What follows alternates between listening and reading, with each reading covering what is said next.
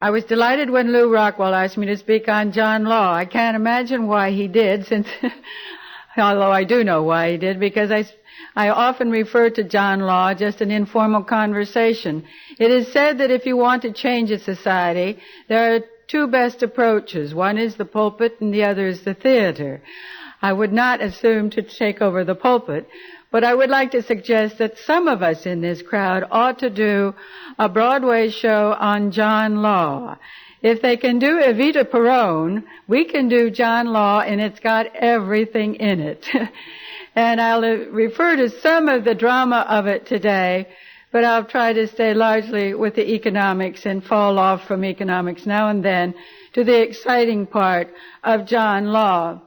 Now, the scene might open in 1976 with a distinguished former Secretary of the Treasury saying to an assembled group in New York City, "You don't need gold to back the dollar. The industrial might of the nation backs the dollar." Now, taking an admonition from Murray Rothbard, I'll tell you that that Secretary of the Treasury had been a successful bondman before he became Secretary of the Treasury, and since then he's still doing very well in the bond market and in leveraged buyouts. But he could be addressing a salon in Paris in 1716 or the Finance Council in Paris in 1716. He could have been John Law. That was what John Law believed, too. The Federal Open Market Committee, according to the Federal Reserve Bulletin in 1971, its basic concern is with the real economy, production, employment, prices, balance of payments, etc. The same message could have been found in an introduction to a book written in 1705 entitled Money and Trade Considered, with a proposal for supplying the nation with money by young John Law. Trading in the Rue Quincampoix in 1719 and 1720 may not have had its 100 million share days, but it had an awful lot of excitement, so much so that Adam Smith wrote that it was the most extravagant project both of banking and stock jobbing that perhaps the world ever saw.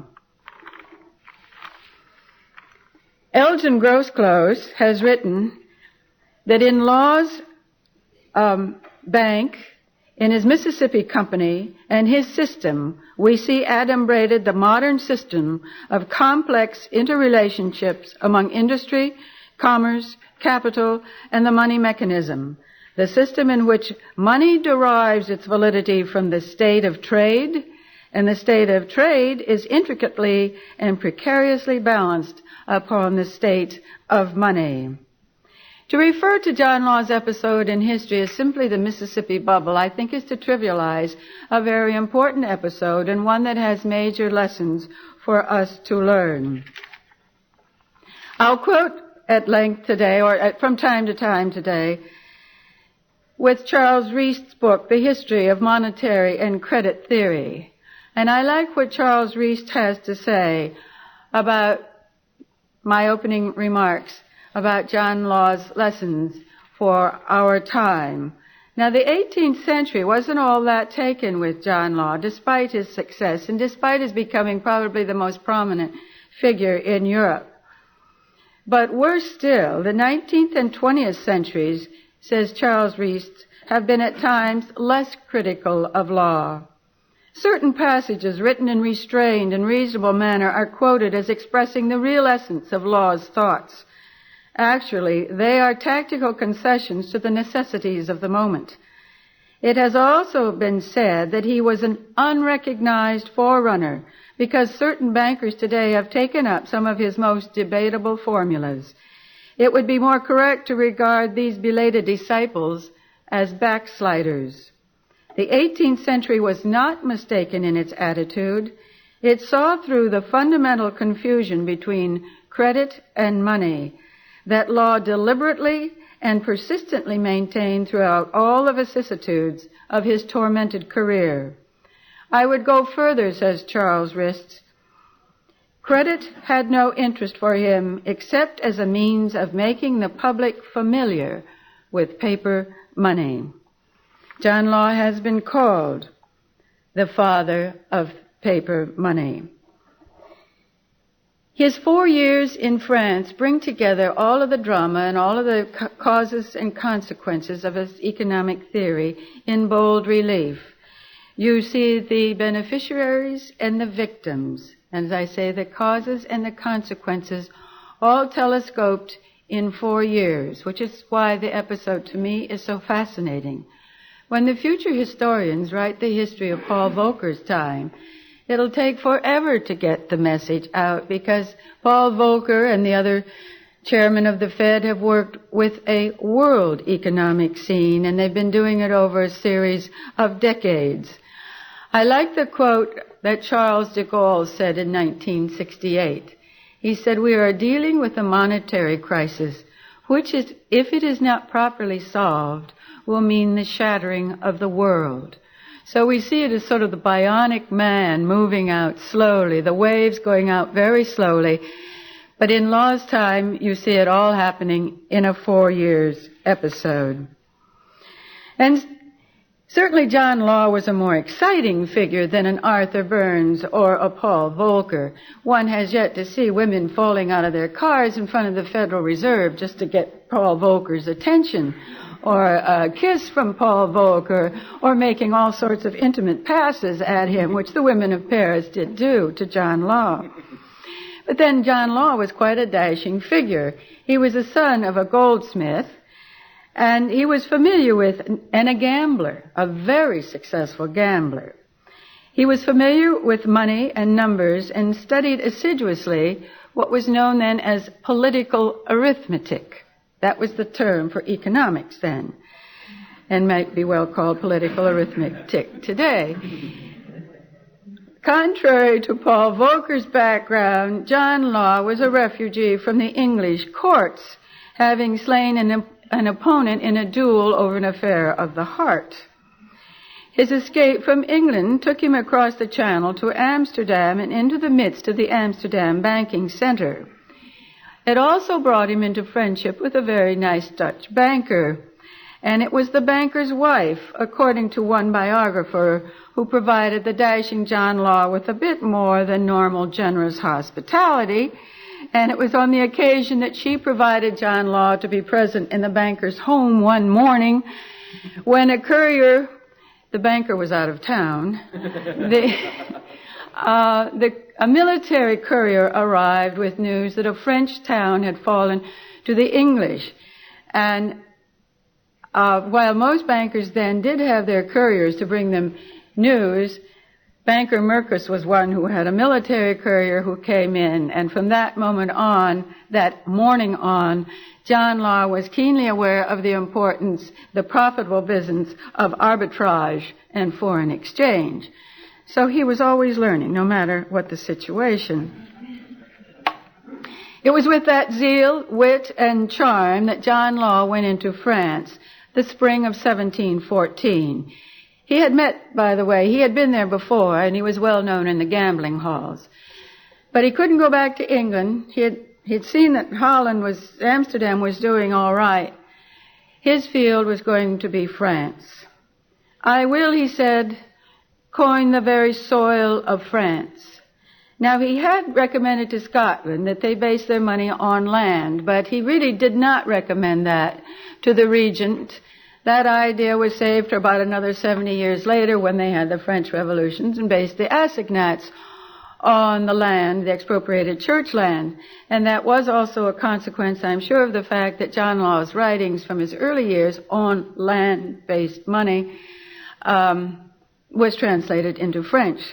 So his memory lived on, even though he did not try for the money-land combination in his original episode. He also said, "I will make gold out of paper." Well, he didn't really quite do that, but his mistake probably was that he didn't call it paper gold and entitle it special drawing rights. They did that about 250 years later, and it seemed to have taken. So poor Law missed out on his honor for that. He also said, as he rode into France, having seen what went on in Amsterdam, "To make a country rich, you don't need a silver mine What you need is a bank. And he got his bank, and so have all of his followers today. There's a bank on every corner in New York, on every block, in every city. So the bank did take hold.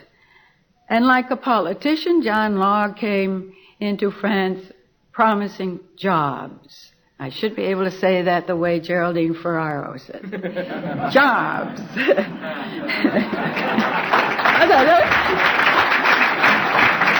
Did I win that debate? Isn't that terrible? I'm sorry, but it laughs. But this is what John Law said about what was virtually then full employment. There are 18 million people in France, he said. To make so many people react productively requires immense sums for daily expenditures and perpetual circulation of a very large amount of money. Good laws may bring the money to the full circulation 'tis capable of, and force it to those employments that are most profitable to the country. But no laws can make it go further, nor can more people be set to work without more money to circulate, so as to pay the wages of a greater number. Lord Keynes couldn't have said it better. Money is a creature of politics, it must circulate, and it is the provider of employment. Now, having seen Holland's world trade bringing in great wealth to that little country, Law was going to do the same for debt-ridden France. To him, an abundance of money was not a symptom, but a source of wealth. He did not bother with the idea that metallic money enters a country only as a result of goods and services that have been provided for others. The Dutch loved to, by the way, they loved to see John Law come a cropper, which he eventually did, and they put out a lot of lithographs. And my attention was drawn to John Law a few years ago when the Smithsonian Institution put out a double centerfold, actually, of one of those lithographs. And it was Pallas Athene driving through the streets of Paris with Harlequin throwing out chits. Well, the greedy mobs of Paris thought that it was more money or more stock. What they turned out to be were chits for jobs. Now, for John Law, though, credit or real bills, such banknotes, were too limited. And the process of increasing wealth by credit alone was too slow. What was needed, held Law, was a new form of money. Money that had no intrinsic value whatsoever. Paper. He talked of coining notes. Money, he said, is not the value for which goods are exchanged, but the value by which goods are exchanged. In other words, money was nothing but a voucher for purchase. And here I'd like to quote you Charles Rist again. He says, here we reach the cardinal point of Law's theory. Money is only a voucher for buying goods. It is a formula which has provided, says Rist, the starting point for all currency cranks, an apparently self-evident axiom on which have been based all systems which deny the citizen the right to a means of storing value. Money is made to purchase with. Money is not the durable and indestructible good of stable value and unlimited acceptability, with the help of which man has been able to put by the product of his labor, the instrument for saving by means of which a bridge is built between the present and the future, and without which all provision for the future would become impossible. But I suggest you ask someone today, what is $1? And they will tell you, $1, what's it worth? It's worth what you can get for it. In other words, the dollar is nothing but a voucher for purchase, just as John Law wanted it to be. Well, all of these ideas convinced the Duc d'Orléans, the regent of France, who agreed to be Law's patron and gained approval from the Finance Council for Law's private bank, the Banque Générale, started in June 1716. It is also probably worth pointing out, and remember this when we write our stage play, that the regent also consulted fortune tellers and tried to communicate with the devil. The regent and Law put their gold livre in the bank, and others soon followed. Law was establishing a monopoly bank, not just to serve the king and his government, but all the people. If need be, all would be forced to join the enterprise through the use of paper money. And so the drama began. Within a few months, Law had the good fortune to have the regent instruct the provisional governors to pay their tax revenues to Paris in the notes of the Banque Générale, thus forcing circulation of the paper throughout the nation and giving the bank a quasi-governmental character. Two familiar aspects, tax collection and quasi-governmental character. The next year, by government decree, the taxpayers themselves could pay their taxes directly with paper. Law was launched, and the signs of prosperity appeared as usual with the first infusion of created money. The notion, however, that it is enough to create paper money, the only kind that is created and not acquired, in a poor country and thereby develop industry and natural resources, says Rist again, is an idea that affronts common sense. But Law had written extensively on instances in which money created and spent in one section then comes into the possession of another group who spend it and bring possession to another part of the population who use it for purchases, etc., etc., etc. If the idea, according to Rist, is an affront to common sense, it hasn't bothered many policymakers in the United States in recent years. I, with three of my colleagues, called on Bill Seidman in the White House. He was the financial advisor to Gerald Ford. And this was 1975, and we pointed out that the nation was on a bad course of spending and giveaways. And we also mentioned gold, and I know he thought he had seen 4 ETs. And I think he probably fired his secretary for giving us the appointment. But he looked so bewildered that we were suggesting that too much money was going abroad on easy terms and giveaways. And he said, why, we are coming out of a depression. We need the business. How will these countries buy from us if we don't give them the money? And John Law would have liked petrodollar recycling as well. Money was to circulate. In the spring of 1717, Law took over the royal charter of the miserable Mississippi colony. His paper money would no longer generate trade unless he started a trading company of his own. The stories coming out of Mississippi were full of the glories of the natural resources and the wealth of the area. Sounds a little bit like the current advertising for the World's Fair. Law, if you've seen the World's Fair, you know what I mean. Law looked to a vast investment of capital, a large migration of slaves, for which he got an authorization of 100 million livres. The capital would be raised by public subscription. He had already been successful in raising money for his bank by accepting depreciated state bonds at face value. Fine form of venture capital. And he proposed to do it again. He added a new feature to the project. Once the bonds had been turned over to the new company, he would burn them and save the government the necessity of paying interest. The Western Company would assume the obligations in perpetuity, presumably paying 4% from the anticipated profits. To crown the blessings of getting the Mississippi contract, Law named the new capital a trading post in a miserable village, New Orleans. Despite his great power, the regent had his enemies who objected to the royal treasury's support of Law's private bank.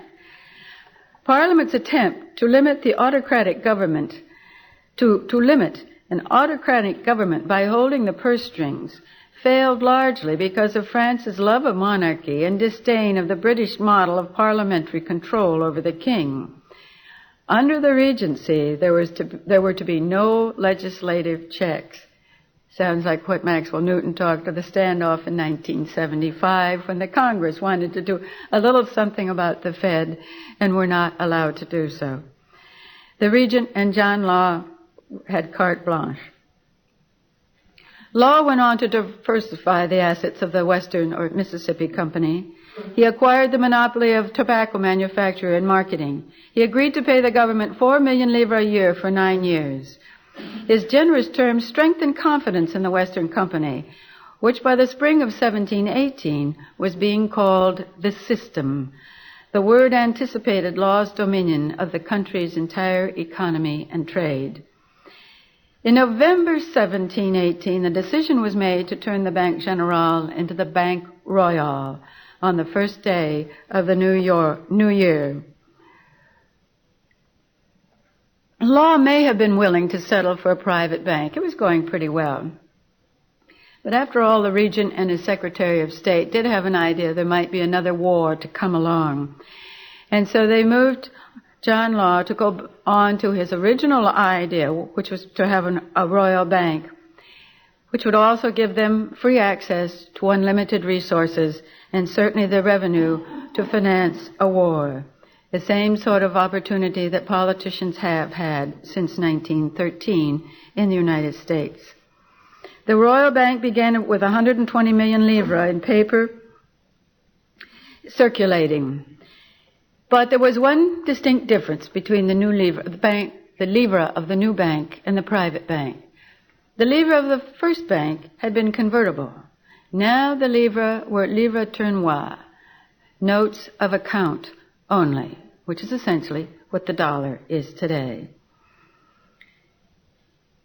By making this move, Law sort of wipes out that whole idea that he was naive or he had good motives in mind. All along he had wanted to move the nation to pure paper money, the kind that people would not even be tempted to hoard because it would have no intrinsic value. In a sense, it's a similar process that we have seen with the dollar as it has moved from being 1/20th of an ounce of gold. Then it was no longer convertible. Then the reserves were removed, and then finally it is a dollar tournois. It is simply a Federal Reserve note, a note of account. The system and the bank became a catalyst for bringing the social and economic classes together in the Rue Quincampoix to trade shares for paper money in the conviction, much as we have today, that their activity was actually generating wealth. At the price of as the shares were bid up, money was printed. Money, said Law, must always be available to meet demand. He was a great money manager. The creation of unearned paper money brought about a psychology of pleasure and great expectations among thousands in Paris. Men and women were throwing discretion to the winds and were prepared to support a venture that would carry them farther along the path of hedonism than they themselves believed possible. All that was required is capital. Law now began to expand geometrically and to bring the public into his enterprise on a scale never before anticipated. And added to the maelstrom of social and economic chaos, crime hit Paris in a way that it had never experienced before. The figure cartouche, a sort of Mac the Knife figure, comes out of this time in Paris. Parts of bodies were found in the river, and not to mention the pickpockets and the swindlers and all of the degenerates that come around where there is easy money. Then, of course, added to this scene were those who were being shipped off to the glories of Louisiana. Often they would be paraded down the streets in chains, but garlands of flowers would be hiding the chains. It was a good way to get rid of children who were difficult, mistresses who were obsolete, shall we say, criminals, degenerates of all sorts. The good people didn't go. Why go to Louisiana when the good times were rolling in Paris? Law added to his conglomerate of the Royal Bank the East India Company, the China Company, and the Senegal Company. The Senegal Company dealt in the slave trade. Now, Law's methods of stock promotion would have been understood by any Merrill Lynch broker. Deals were made in futures, puts, and calls. Law himself took options on shares at 200 livres over the market, a move that brought in the amazed public and moved the shares to extravagantly higher prices. As new companies were brought into the conglomerate, new shares were offered to previous owners at discount. To buy one daughter, you had to have 4 mothers. Now, obviously, you went out and you bought the old shares so you could get some of the new ones. And then there was a new company brought out, and if you had to get, they were called granddaughters. So you bought mothers and daughters to get granddaughters. It was a marvelous stock jobbing operation, as Adam Smith has said. Subscriptions could be paid on installments. Shares could be bought with 5% paid in and the rest in 19 monthly installments. And especially appealing was Law's technique by declaring dividends which had not been earned. And Law continued on his main theme, which was to go to a forced currency of paper money.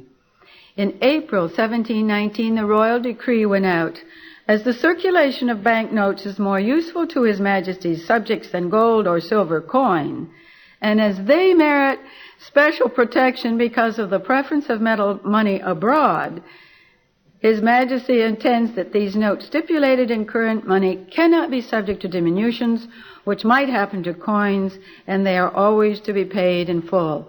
In other words, let the foreigners have the gold and silver. The paper money was really better for the home folks. That's an episode that we went through from 1934 to 1974, did we not? In July 1719, when Law's company outbid the Paris brothers, that was the name for some influential bankers in Paris, for the monopoly of the tax collection, he dealt a fatal blow to what was then being organized, or had tried to be organized for a year, a group known as the Anti-System. They wanted to bring Law down. But by bringing in the collection of the taxes, he really put almost the final brick in place. He was well on his way toward paper money and a planned economy. In September 1719, Law made his last great move, and that was to take over the entire national debt. The state had been paying its bondholders a steady 4%. Law's company would assume the debt and charge the government only 3%. The bondholders got the option of taking cash, investing in Law's stock and awaiting a dividend, or becoming speculators. The gesture to benefit the state of financial condition had predictable, dire consequences. Law activated an enormous amount of what he considered dormant capital for his system, without regard to the consequences for those conservative people who had loaned their money to the government in good faith, expecting a modest but steady return. In essence, Law had monetized the national debt. Now, he may have thought he found a way to breathe life into what he called dead capital. Economically, Elton Grosclose explained, it was a great effort to give currency liquidity to all forms of wealth. You see that sort of action everywhere in our world today. And when I left Greenwich yesterday, I got one of those efforts in the mail. In the first place, it's from the Irving Trust, addressed to my father, who's been dead for 22 years. So they're really going back in their mailing lists. And it was to say, Dear Mr. Bricker, now you can enjoy the opportunity of having the house that you've been paying for and taking care of, and have it do something for you. With a home equity loan from Irving Trust, you can free thousands of dollars that are presently tied up in equity in your home. You'll be able to use this currently dormant asset to improve your home and property, or perhaps by building a tennis court, a greenhouse, a pool, or invest in art and other collectibles. Very interesting of the Irving Trust. Or to purchase a luxurious car. In Paris, any servant who made a lot of money went right out and bought a carriage. Or a bigger boat, a second home. You can even use those funds to finance a business venture on the side. Well, and so the Irving Trust, like John Law, is breathing life into dead equity, dead capital. Now, to do all of these things that Law had undertaken, the conglomerate, by taking over the national debt, he had to issue more cash. And money supply grew so much that it was bound to collapse. In January 1720, the people began doing what John Law wanted them to do with paper money, to spend it, much like the Irving Trust. They bought real estate, jewelry, carriages, and clothes. They traveled, they went to the theater, they dined out. Had not John Law said banknotes should not be regarded as a simple promise to furnish gold and silver equivalent to the denomination, but as a reciprocal agreement between the king and his subjects to give and take mutually through the circulation of this paper money, not just specie, but things of real value. The people then were doing their half of the job. They were out after things of real value. But the cautious began to take their paper livre and buy jewelry and deposit it abroad.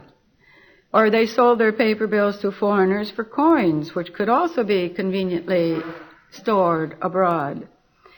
The makers of valuable objects, collectibles, stopped raising prices and refused to sell at all. The decrease in the demand for the paper livre had begun. The wise began to play the short side of the market. Richard Cantillon, or Cantillon, knew all along the folly of John Law's system, and he made his fortune by loaning money to the greedy so that they could buy shares for speculation. Cantillon sold the shares that he held as collateral. That was illegal, but who worried about legalities at that time? Then when payment was due, and the shares were worthless, but it was time to pay off Richard Cantillon, he insisted that the debtors pay him in specie.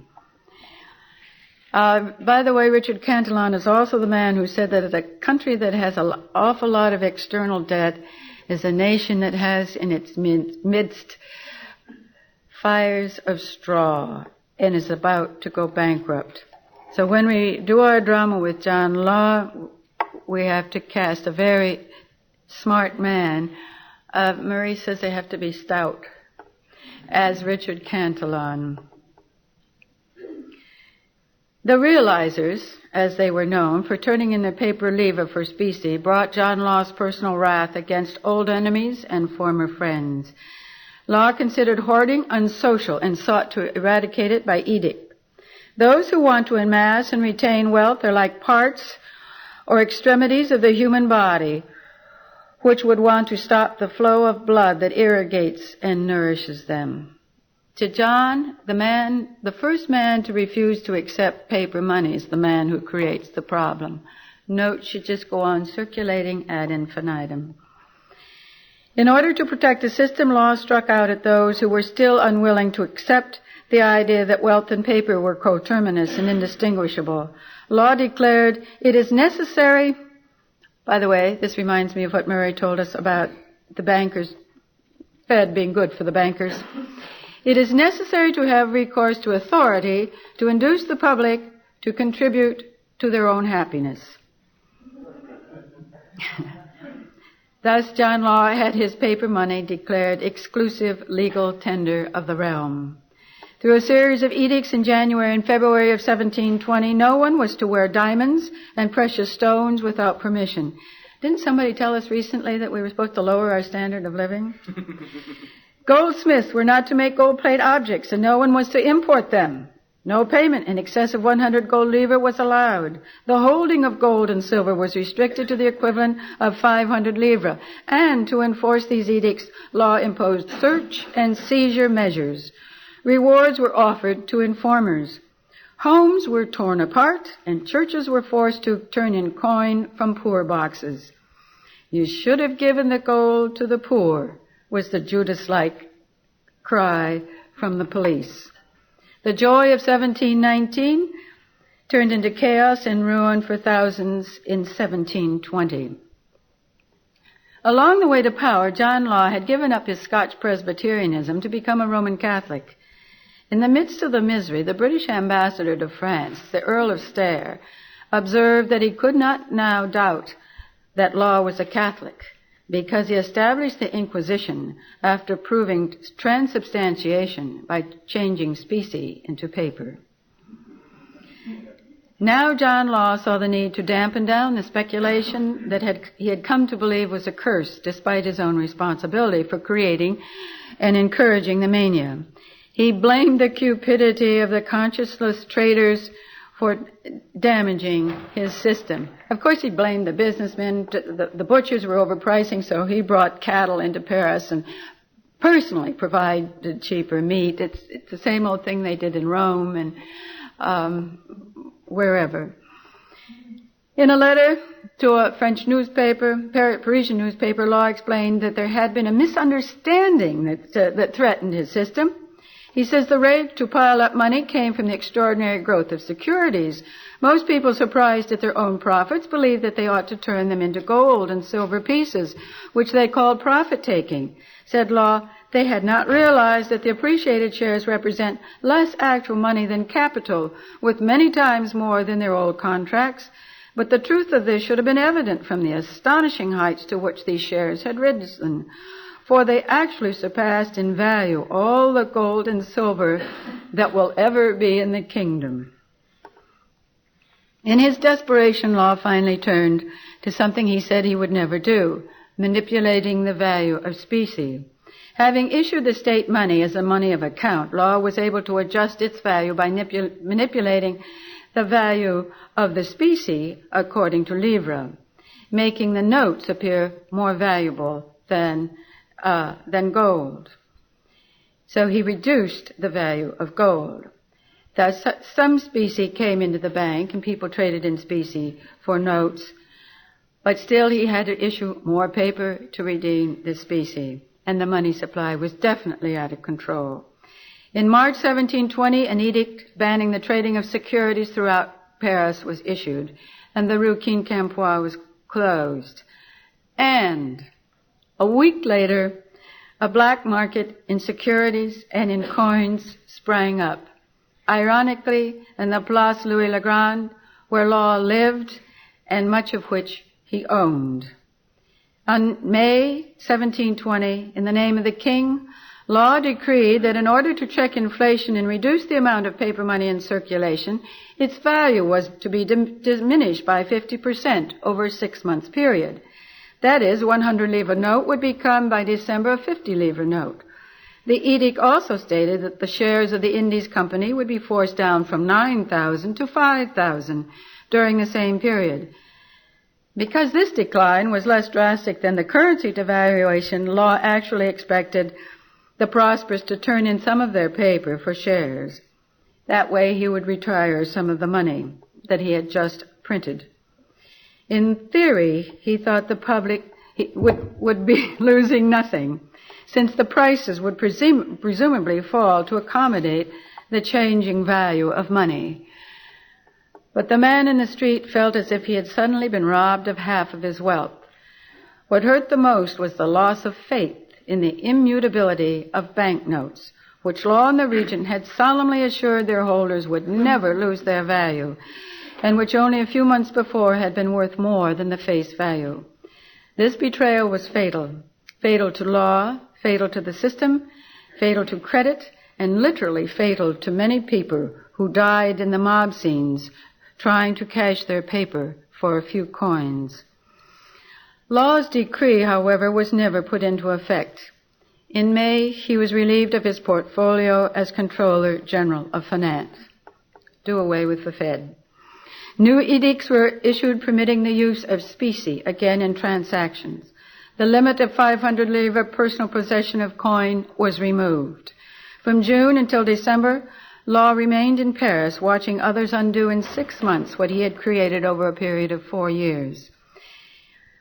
On October 10, 1720, an edict decreed that after the 1st of November, all paper money would be withdrawn from circulation and could be used only for conversion into state bonds. The shares of the company were quoted at 2,000 livres, which meant 400 livres in hard money, money that had been devalued several times since the shares were first issued. So by the end of the fall, both paper currency and stock certificates were worth so little that only speculators who specialized in holding paper over long periods of time were interested in having either of Law's creations. Paper money, Voltaire observed, and in this crowd, I'm sure you've all finished the sentence.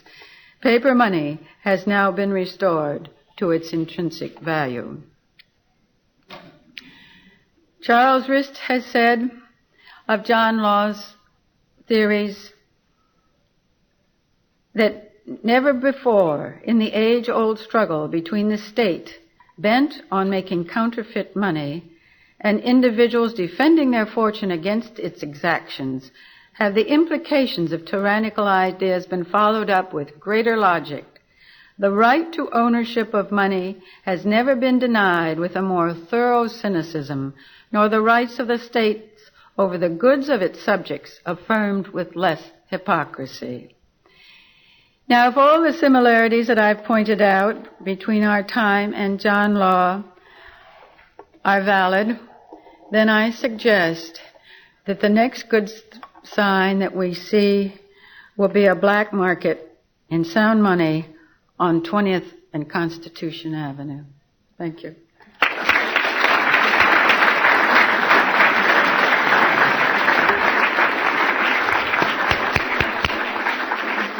Thank you very much, Elizabeth. I hesitate to ask whether in this play you don't intend to cast the economist in the role of the fortune tellers and devil worshippers. We'll be happy to have questions or comments from the audience now.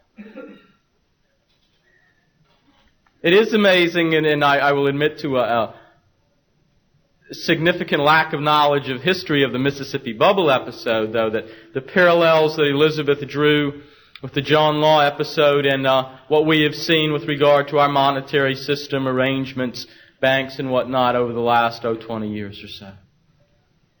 Do they know what 20th and Constitution Avenue is? Perhaps you should tell them. That's where the Federal Reserve Building is. Marble Palace, as we used to refer to it.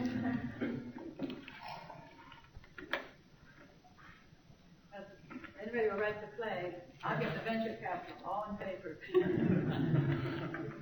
What's the best way to invest in the gold? Bonds or stocks or bullion? You can't get it by bonds, but I'd do it any way I could. I learned from this myself, and who was it earlier today said that the purchasing power of gold held its own? Joe Peden said that, yes.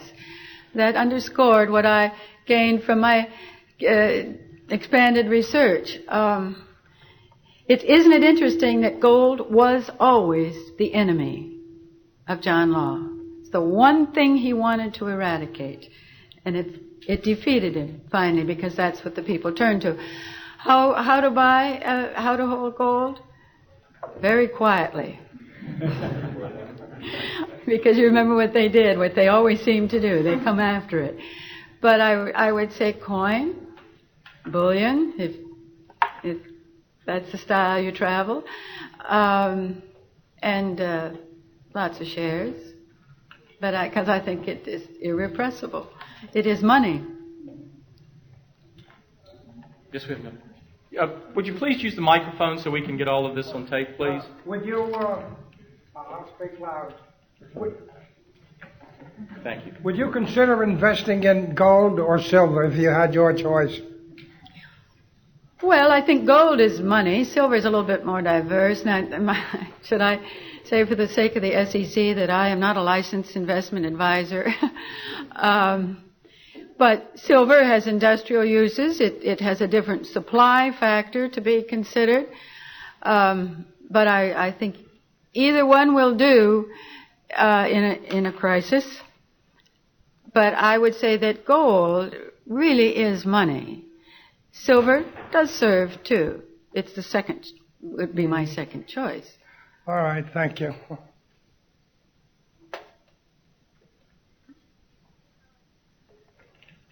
Is that it? Additional questions or comments, please? Yes, sir. Are you going to... With some of the recent mining activity in gold, it looks as though the cost of mining gold may be dropping, or may drop in the future. That'll have a direct bearing on the value of gold, of course.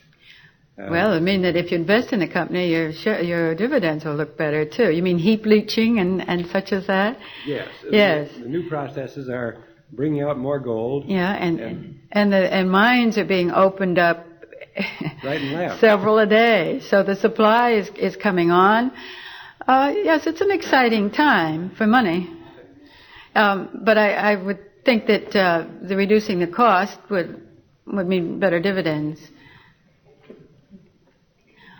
Well, you all come to Ralph.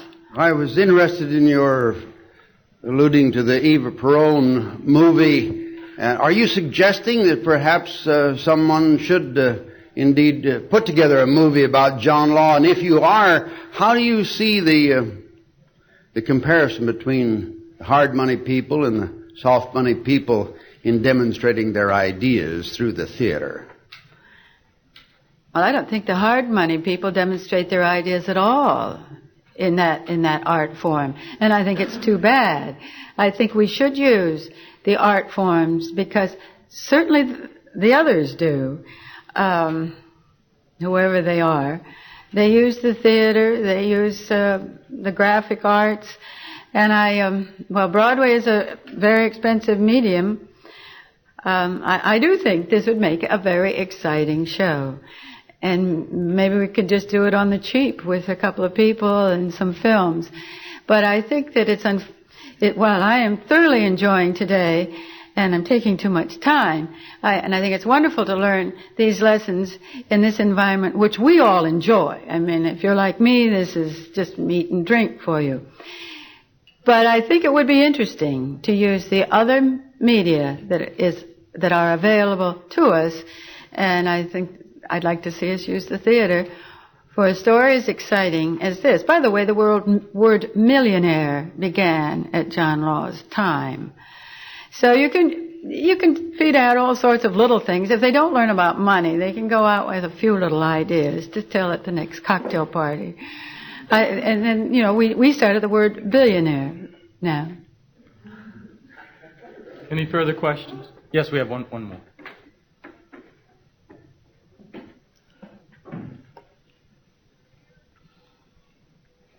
I'm not too familiar with the Mises Institute. I don't know just how you operate, but I'm wondering if you can explain to us what you propose doing to encourage this move to hard money, aside from training students and so on. I think that's a good move, but I'm wondering if there are other steps that you are promoting and propose. Well, certainly there's much that can be done and needs to be done to promote stable value for the U.S. dollar and sound currency, and to the extent possible ensure a non-inflationary future. But I think we're of the view that ideas to some extent do rule the world, and so one must start and win on the intellectual front before any lasting changes can occur. The Mises Institute views, and I speak for it, as a large element of education in providing the climate and the resources to fund intellectual endeavors as they apply to issues, not just sound money, but issues of a free society in general. There are many complementary institutions, such as Mrs. Currier's Committee for Monetary Research and Education, who not only view themselves as providing educational and intellectual support, but also policy guidance, policy debates, and things of that nature. So viewed as a whole, certainly there are steps in place. Certainly there's much to be done. But gatherings such as this are part of that process.